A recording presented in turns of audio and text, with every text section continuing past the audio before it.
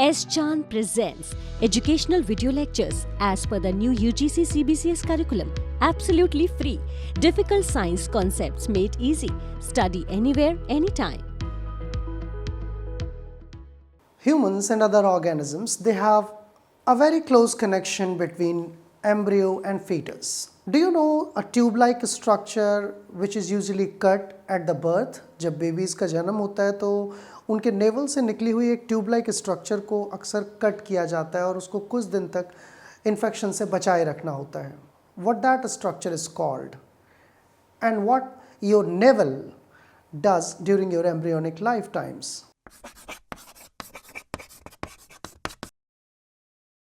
Welcome to S. Chand Academy. My name is Aditya and we are looking at embryonic development of vertebrates. हम embryonic development की बात कर रहे हैं और हमने इससे पहले फ्रॉग का embryonic development और general description embryology का देखा था. इस वीडियो में हम बात करेंगे प्लासेंटेशन और इम्प्लांटेशन के बारे में, जो कि एक इम्पॉर्टेंट आस्पेक्ट है हायर वर्टिब्रेट्स के डेवलपमेंट में. किस तरह से एक एम्ब्रियो यूटेरस के अंदर इम्प्लांट होता है और कैसे एक मदर और चाइल्ड एक डेवलपिंग एम्ब्रियो के बीच में कनेक्शन इस्टेब्लिश होता है, किस तरह से कम्युनिकेशन होता है, इन सब चीज़ों के बारे में हम इस वीडियो में डिस्कस करेंगे. अगर आप इन टॉपिक्स के बारे में और कुछ पढ़ना चाहते हैं, डिटेल्स जानना चाहते हैं, तो एस चांद पब्लिशिंग की इन बुक्स को रेफ़र कर सकते हैं. और अगर आपके पास इन बुक्स की हार्ड कॉपी नहीं है तो सॉफ्ट कॉपी यानी कि ई बुक्स का लिंक डिस्क्रिप्शन बॉक्स में दिया हुआ है. So let us start with the two important aspects of human development और मैमेलियन डेवलपमेंट. अगर मैमल्स की बात करें, इनके डेवलपमेंट में दो इम्पॉर्टेंट चीज़ें होती हैं. पहली इम्प्लांटेशन और दूसरा placenta. So before we go to these topics, हम इम्प्लांटेशन और प्लेसेंटा की बात करें, पहले मैं आपको ये बताना चाहूँगा कि anatomically this whole process happens in the organs which are called as fallopian tubes and ovaries. You must be knowing that ovulation in female takes place in the ovaries. Ovaries में ovulation होता है, वहाँ से ovum release होकर इन tubes में move करता है and that these tubes are called as fallopian tubes. Now, when sperm makes an entry into uterus, this travels a long way and leads to fertilization. तो basically sperm यहाँ से enter करके and uterus and through the Fallopian tubes यहाँ तक पहुँचता है और ये रोल होते हुए एम्ब्रियोज, ये जो रोल होते हुए एग्स हैं, ये धीरे धीरे नीचे की तरफ आते हैं और वहीं पर फर्टिलाइजेशन होता है. So the site of fertilisation in the humans is basically fallopian tubes. Now once this fertilisation has happened, अब तक हम बात कर रहे थे कि फर्टिलाइजेशन हो जाता है तो ये जाइगोट बन गया. जाइगोट का फिर क्लीवेज होता है. Cleavage keeps on happening, cleavage होता रहता है, सेल्स डिवाइड होती रहती हैं and then they eventually give rise to a stage. एक स्टेज आती है जो मलबेरी जैसी होती है, जिसे हम क्या कहते हैं, मोरुला कहते हैं. तो ये जो डेवलपमेंट है, ये मोरुला का formation, it is happening while it is rolling down to this uterus. Uterus तक जब ये रोल डाउन हो रहा है तब ये मोरुला स्टेज आ चुकी होती है. Now it need to stabilise, because इसके बाद जब ग्रोथ होगी तो इन सेल्स के पास इतना न्यूट्रिशन नहीं है कि अपने आप सर्वाइव कर सकें. They need to make a contact with the female body. They need to make a contact with the mother. तो ये जो डेवलपिंग एम्ब्रियो है, अर्ली स्टेज एम्ब्रियो है, जब ये और आगे डेवलप होता है, ब्लास्टुला स्टेज में पहुंच जाता है, a hollow cavity which is filled with blastocele, और मैमल्स में इसको ब्लास्टोसिस्ट बोलते हैं. It need to stabilize. इसको स्टेबलाइज होना होता है and it needs to get connected with the wall of mother's uterus. Mother के यूटेरस की वॉल्स के साथ इसको कनेक्ट होना होता है. So the process of fitting of this embryo into the uterine wall, the process of fitting of these embryos into the uterine wall, that is basically called as implantation. इसी process को हम क्या कहते हैं, implantation कहते हैं. Now what is the purpose of implantation? क्या फ़ायदा है इम्प्लांटेशन का, क्या ज़रूरत है इम्प्लांटेशन की? So the basic requirement is that growing embryo will take nutrition from here. जैसे जैसे ये एम्ब्रियोज ग्रो होंगे, इनको न्यूट्रिशन की ज़रूरत होगी, इनको फूड, इनको मेटाबोलाइट्स की ज़रूरत होगी। वो कहाँ से आएंगे? मदर की सेल वॉल से आएंगे, मदर की एंडोमेट्रियम से आएंगे। Moreover, as the embryo will grow, it will require basic vital functions. इसको कुछ बेसिक वाइटल फंक्शंस की भी ज़रूरत होगी, क्योंकि embryo itself will have life one day. It will need to respire, it will need to excrete, it will need to have some basic vital organs, pumping of blood. तो जब तक कि इस एम्ब्रियो में सारे ऑर्गन्स डेवलप नहीं हो जाते हैं, तब तक इस मैटरनल और इस फीटस के बीच में जो कनेक्शन है वो इसको एक बाईपास प्रोवाइड करता है, एक बाईपास कनेक्शन प्रोवाइड करता है.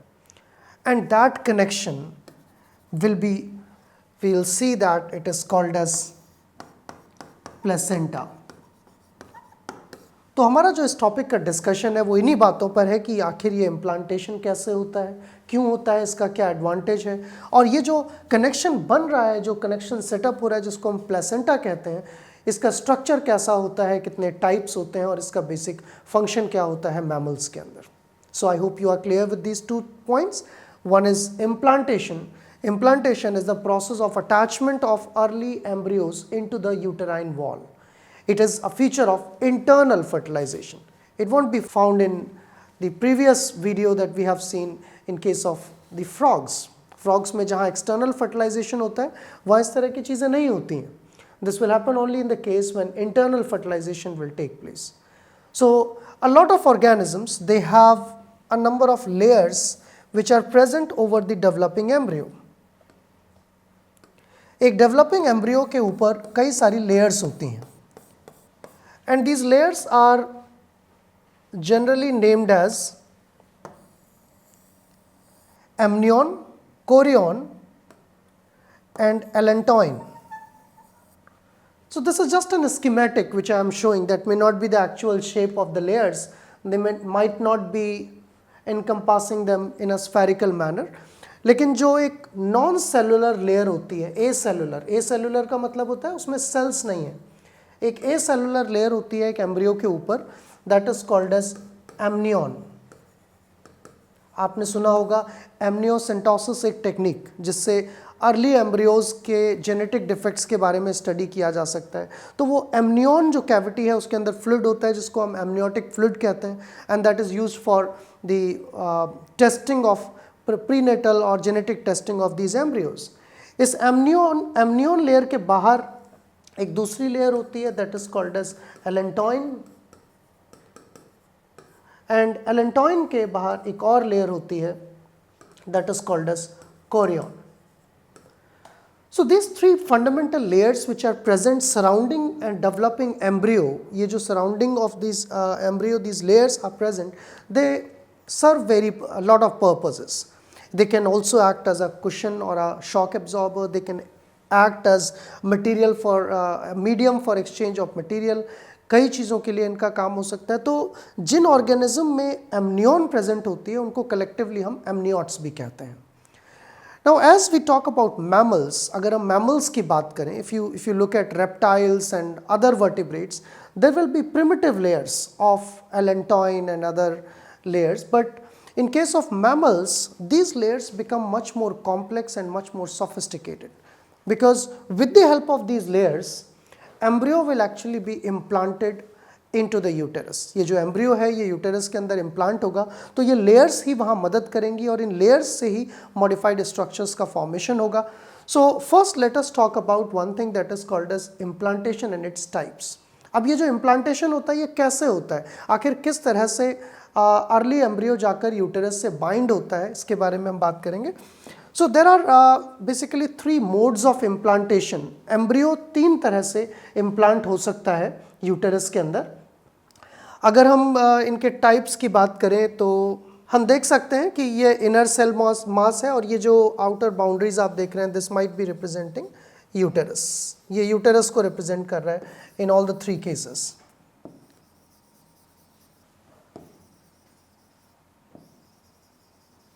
And the inner part, this part is representing an embryo, ये एम्ब्रियो को रिप्रेजेंट कर रहा है। और एम्ब्रियो में भी जो इनर पार्ट है, जो अंदर का पार्ट है, उसको हम इनर सेल मास कहते हैं। So basically inner cell mass which also can be considered as a non embryonic cells, यानी कि ये आगे चलकर यंग वंस के बॉडी पार्ट्स नहीं बनाते, इनका काम केवल अटैचमेंट और सपोर्ट करना ही होता है। तो एम्ब्रियो के अंदर जो इनर सेल मास है that is basically responsible for the attachment of embryo into the uterus. Uterus में ये मदद करता है अटैचमेंट में। Now if you look at the patterns of the attachments, अगर हम अटैचमेंट के पैटर्न्स की बात करें तो 3 तरह के पैटर्न आप यहाँ पर देख सकते हैं, 3 basic kind of patterns. So these 3 type of implantations, one of them is called as centric implantation, the second one is called as interstitial transplantation, and third one is called as eccentric implantation.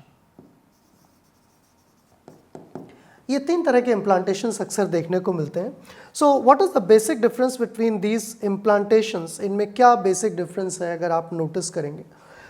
So if the attachment is just superficial, आप देख रहे हैं यहाँ पर कि जो layer है uterine sales की, यूटेराइन सेल्स की लेयर इसके ऊपर, एम्ब्रियो के ऊपर इसको कवर नहीं कर रही है। It's a superficial attachment, embryo सीधे सीधे इस पर अटैच हो गया है।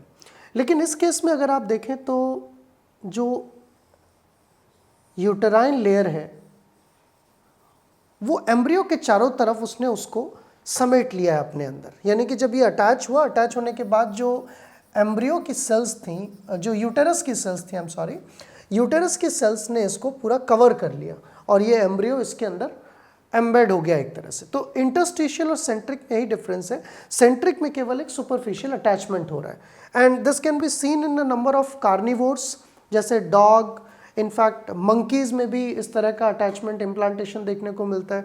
But if you talk about humans, अगर हम ह्यूमंस की बात करें तो ह्यूमंस में जो इम्प्लांटेशन का टाइप होता है दैट इज़ इंटरस्टिशियल, यानी कि ये जो लेयर है यूटेरस की, यूटेराइन वॉल है, ये पूरी तरह इसको कवर कर लेती है। And here you can say this will happen in monkeys and lot of carnivorous organisms like tiger, lion, इनमें इस तरह का इम्प्लांटेशन होगा। And then finally third type of implantation which is called as eccentric implantation. So this is an intermediate, यहाँ पर जो uterus की upper layers हैं केवल एक फ्लैप टाइप का स्ट्रक्चर बनाती हैं, इसको पूरी तरह एम्बेड नहीं करती हैं, but uterine walls will just make a flap like a structure and they will hold this embryo partially into the uterine walls. पूरी तरह से अटैच नहीं होता है, पूरी तरह से पैक्ड नहीं रहता है उसके अंदर, वो इस तरह से एक फ्लैप की मदद से कवर्ड रहता है। This you will find mostly in case of some of the organisms like rodents, rabbit के केस में इस तरह का अटैचमेंट देखने को मिलेगा। And the layer which is actually attaching, ये जो लेयर इसको कवर करती है, जो अटैच होती है, तो जब इंटरस्टिशियल इम्प्लांटेशन की हम बात करते हैं, इंटरस्टिशियल इम्प्लांटेशन में यूटेरस का वो पार्ट जो इनर सेल मास की तरफ है that is called as decidua basalis, and the one that is covering it, जो उसको कवर करता है, which is relatively thinner mass of the cells, that is called as decidua capsularis. So it makes a capsule, यानी कि एक embryo जब implant हुआ, suppose this is an embryo and this is getting implanted, so basically the endometrial cells, uterine cells will completely cover that embryo, उसको पूरी तरह cover कर लेंगे इन केस ऑफ इंटरस्टिशियल इम्प्लांटेशन, जबकि सेंट्रिक में वो सीधे सीधे ऐसे अटैच हो जाएगा। The endometrial cells will not cover it. So I hope you are now clear about, इस बात को लेकर आप क्लियर हैं कि इम्प्लांटेशन क्या होता है और इम्प्लांटेशन कैसे होता है, क्या डिफरेंसेस हैं और क्या एग्जांपल्स हैं इम्प्लांटेशंस के, ये बात आपको क्लियर हुई। Now what is placenta? Placenta क्या है, आखिर प्लेसेंटा कैसे बनती है, उसके क्या काम होते हैं, कितने टाइप्स की प्लेसेंटा होती है, इसके बारे में हम जानेंगे एक शॉर्ट ब्रेक के बाद। हेलो एवरीवन, थर्मोडायनेमिक्स फिजिक्स का एक ऐसा सब्जेक्ट है जिसमें बहुत सारी कन्फ्यूज़न अक्सर बनी रहती हैं। सिस्टम और सराउंडिंग की ये कन्फ्यूज़न हम दूर करने के लिए आपके सामने आ रहे हैं। मैं हूं डॉक्टर सचिन कुमार और एस चांद एकेडमी पर हम आएंगे और पढ़ेंगे थर्मोडायनेमिक्स के ऐसे ही टॉपिक्स बिल्कुल आसान तरीके से। So just stay connected, channel को सब्सक्राइब कर लीजिए, बेल आइकन दबा लीजिए ताकि हम कनेक्टेड रहें और आप तक ऐसे ही टॉपिक्स लाते रहें और आप बढ़िया से पढ़ाई कर पाएँ।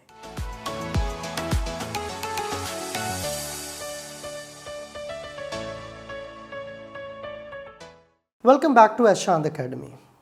We are talking about placentation and implantation in case of mammals. Developmental biology के अंदर हम उस प्रोसेस के बारे में बात कर रहे हैं जब एम्ब्रियो यूटेराइन वॉल के साथ अटैच होता है।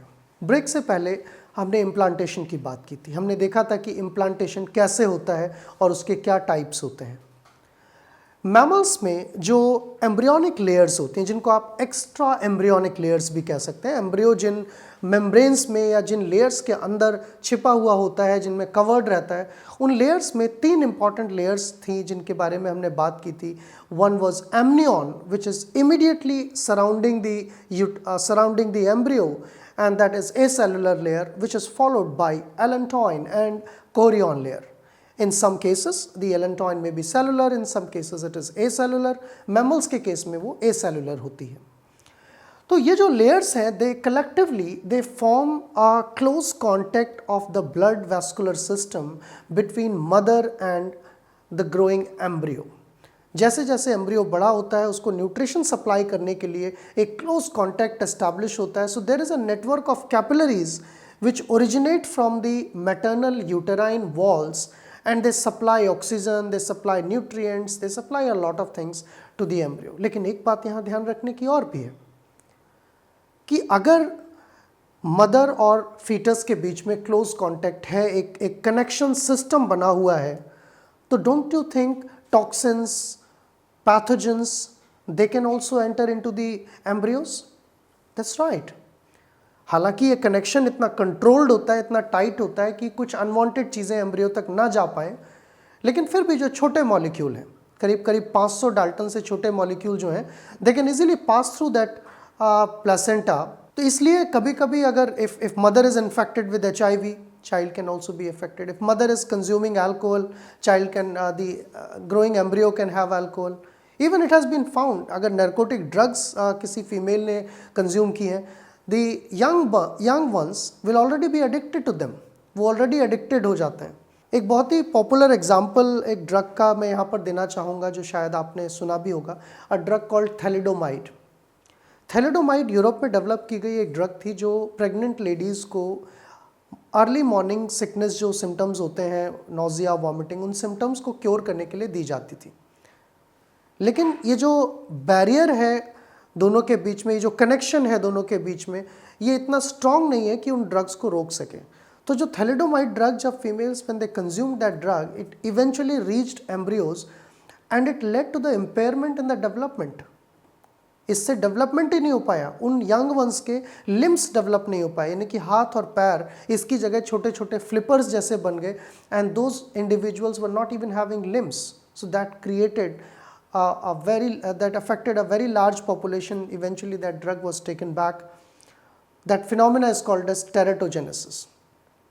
तो ये सब एग्जाम्पल देने का मेरा पर्पज़ ये है कि आप समझ सकें कि जो कनेक्शन है मैटरनल बॉडी और एम्ब्रियो के बीच में, वो पूरी तरह क्लोज्ड भी नहीं है, लेकिन वो इतना ओपन भी नहीं है कि कुछ भी ट्रांसफ़र हो सके। एंटीबॉडीज़, जो एंटीबॉडीज़ हमारे शरीर में बनती हैं, वो प्रोटेक्शन के लिए ट्रांसफ़र होती हैं एम्ब्रियो में भी। So there are some specific type of receptors which facilitate the transfer of antibodies. Only one class of antibody can cross the placenta, that is called as IgG, जो कि उसको एक प्रोटेक्शन प्रोवाइड करती है। Now what this placenta is, हम लोग काफ़ी देर से प्लेसेंटा की बात कर रहे हैं, तो ये प्लेसेंटा को डिफाइन कैसे करते हैं, प्लेसेंटा आखिर क्या होती है, आइए इसके बारे में बात करते हैं। So by definition, if you look, basically placenta एक ग्रीक वर्ड से आया जिसका मतलब होता है flat cake. So since it looks like a flat structure, if this is the embryo and this is getting implanted in the wall, so the connection, a flat connection between the embryo and the wall, that is called as placenta, which is made up of several type of embryonic layers. In more specific way, और specific way में हम कह सकते हैं कि एक ऐसा reason जो विविपेरस यानी कि बच्चे देने वाले ऑर्गेनिजम्स में होता है, जहाँ पर मैटरनल यानी कि जो मदर का बॉडी है, मदर का जो मेम्ब्रेन्स हैं, वो एम्ब्रियोनिक टिश्यू से क्लोजली अटैच्ड होते हैं। केवल वो पार्ट, अटैचमेंट वाला part, that is called as placenta. So this placenta is not only attachment organ, but it acts as a provisional lung, it acts as provisional kidneys, it acts as provisional liver, it also acts as provisional excretory organ, और ये एक endocrine organ भी है। Placenta कुछ hormones भी secrete करती है। आपको शायद पता होगा कि प्रेगनेंसी टेस्ट करने के लिए ह्यूमन कोरियोनिक गोनाडोट्रोपिन हार्मोन का यूज़ किया जाता है।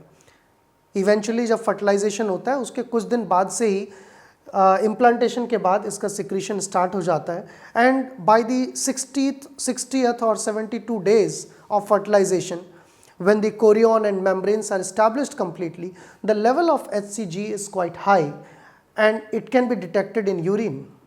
So that becomes the basis for pregnancy strip test. Pregnancy का जो स्ट्रिप टेस्ट होता है वो HCG की मदद से होता है, and that is release from placenta.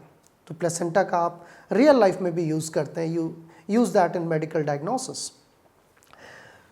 Now if we talk about the other things like what placenta actually does, so you can see that if this is a wall, or you can say this is a uterine cavity, so this part, ये वाला जो part है, which has a very high vasculature, जहाँ blood vessels हैं, capillaries हैं, and they are getting embedded into uterine walls which are connecting this young developing embryo.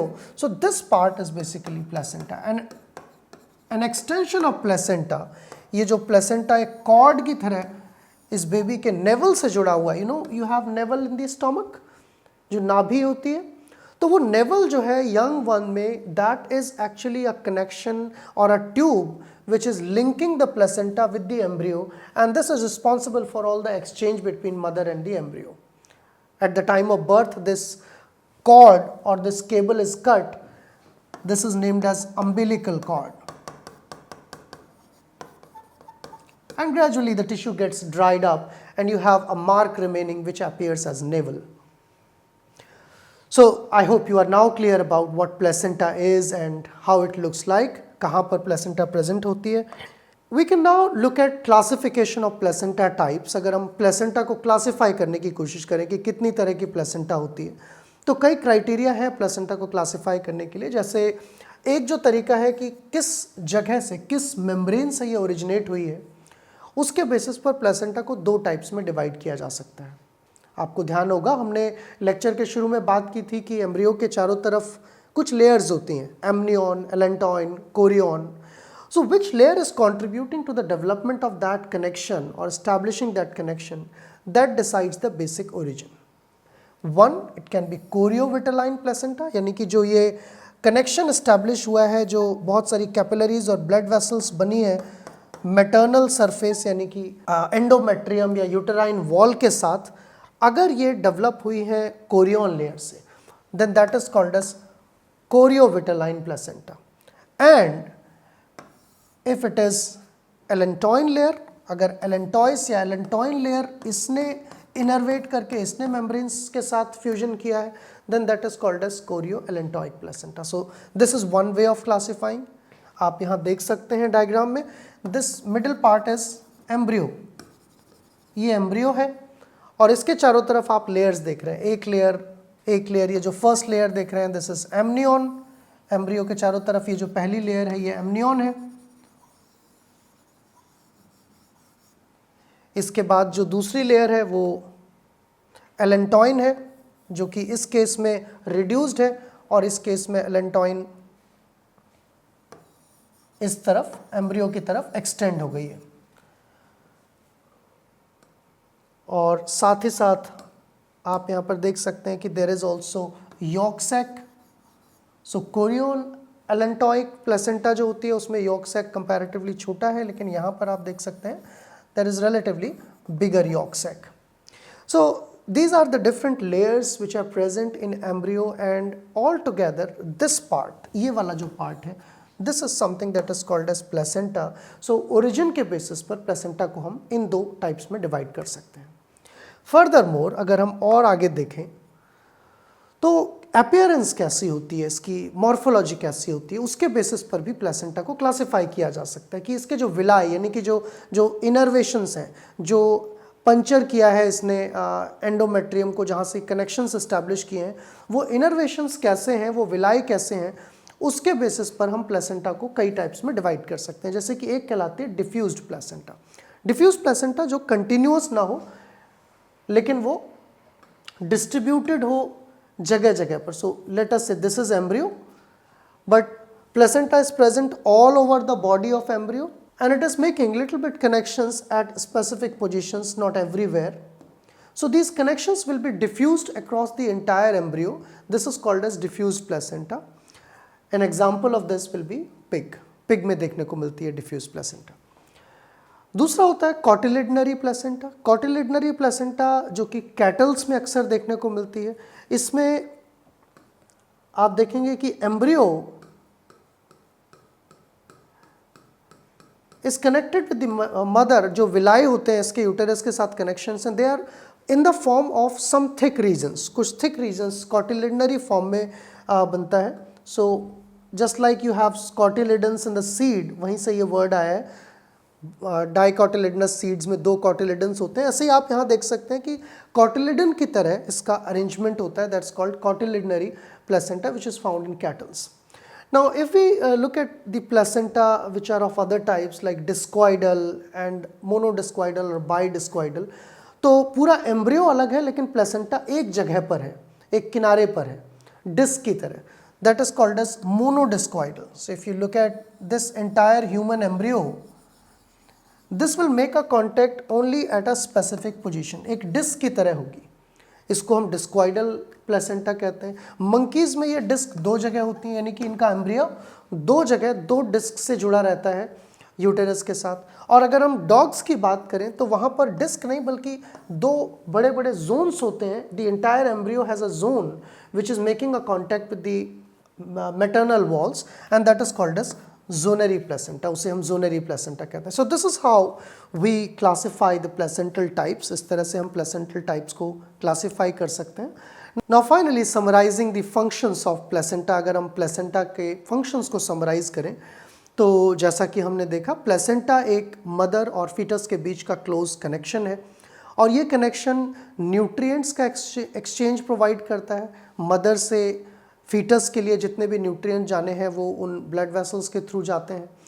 Exchange of gases, क्योंकि जब embryo grow होगा उसको ऑक्सीजन चाहिए, उसके पास लंग तो डेवलप हुए नहीं है, तो जब तक लंग डेवलप नहीं हुए तब तक ऑक्सीजन भी मदर के ब्लड से ही सप्लाई होती है. सो एक्सचेंज ऑफ गैसेस वहाँ से होता है. तीसरी बात, it also provides a way for excretion. अब एम्ब्रियो एक्सक्रीशन तो कर नहीं सकता है, so either it has to be collected in some sacs और it can be transferred back through the blood stream. And ammonia or nitrogenous based that can be excreted through the maternal urine.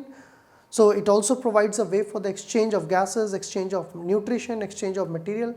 And the last important thing, placenta also acts as a gland in itself. वो एक gland की तरह भी काम करती है. It secretes hormones which are required for the development of fetus, which are required for the birth. Examples like पार्टूरेशन के लिए यानी कि बर्थ के लिए जो रिलैक्सिन नाम का हार्मोन होता है, that is also secreted by placenta. And earlier I told you chorionic gonadotropin which is also used for pregnancy test, वो भी प्लेसेंटा के थ्रू ही सिक्रीट किया जाता है. So this was all about implantation and placentation in case of humans and we talked about types of placenta as well. I hope आपको ये video अच्छा लगा होगा, आपने एंजॉय किया होगा. अगर आप इस टॉपिक के बारे में और पढ़ना चाहते हैं तो एस चांद पब्लिशिंग की इन बुक्स को रेफ़र कर सकते हैं. और अगर आपके पास इन बुक्स की हार्ड कॉपी नहीं है तो डिस्क्रिप्शन बॉक्स में ई बुक का लिंक भी दिया हुआ है. अगर आपको ये वीडियो अच्छे लगे तो इस चैनल को सब्सक्राइब कीजिए और लाइक बटन प्रेस कीजिए. And if you want regular updates और आप चाहते हैं कि आपके पास तक रेगुलर अपडेट आते रहें, जब नए वीडियोज़ रिलीज़ हों आपको उनकी इन्फॉर्मेशन मिलती रहे, तो उसके लिए आपको बेल आइकन प्रेस करना होगा. Thank you for watching.